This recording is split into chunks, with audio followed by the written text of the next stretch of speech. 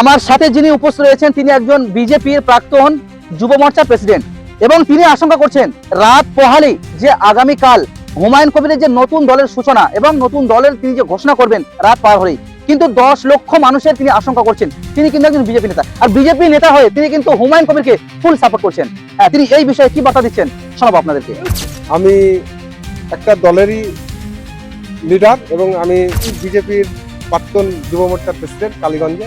একদম এখানে 10 লক্ষ বেশি মানুষ হবে, 10 লক্ষর বেশি মানুষ নিয়ে এখানে জমায়েত হবে।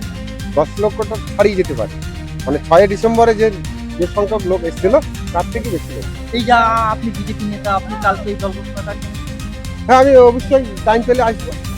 হ্যাঁ, দেখেন কিছু উগ্র লোক থাকে, তারা আজে বাজে মন্তব্য করতেই পারে, কিন্তু এবার ভেঙে দেবে, এখানে ভাঙার মতো পরিস্থিতি নেই। যে জায়গায় মসজিদটা হবে এখানে কোনো লোকই আসবে না। হ্যাঁ, মুখে হয়তো বলে উৎপত্ত করছে এলাকা, কিন্তু কিছুই করতে পারবে না। কিন্তু ভারতের সংবিধানেই আছে মসজিদ মন্দির করতেই পারে। দেখুন, অবশ্যই আমরা তো হুমায়ুনের পক্ষে বলি তো আমরা এখানে এসেছি, এবং হুমায়ুনদা এখানে একটা দল গঠন করছে। আমরা যত সংখ্যালঘু আছি আমরা সবাই সমর্থন, অবশ্যই আমরা ভোট দেবো। আমরা পশ্চিমবাংলায় আপনার 30-35% যে ভোটটা আছে টোটালটাই হুমায়ুন কবিরের পক্ষে। না, উন্নয়ন করছি কোথায়? উন্নয়নের নামে তো উনি অভিনয় করছেন। উন্নয়ন তো উনি করেননি, উনি তো টোটালটাই নাটক করছেন। মোট সংখ্যালঘু মুখে দরদি করলে তো হবে না, ভিতরে ভিতরে বাস চালাবে আর ওপরে দরদ দেখালে তো হবে না।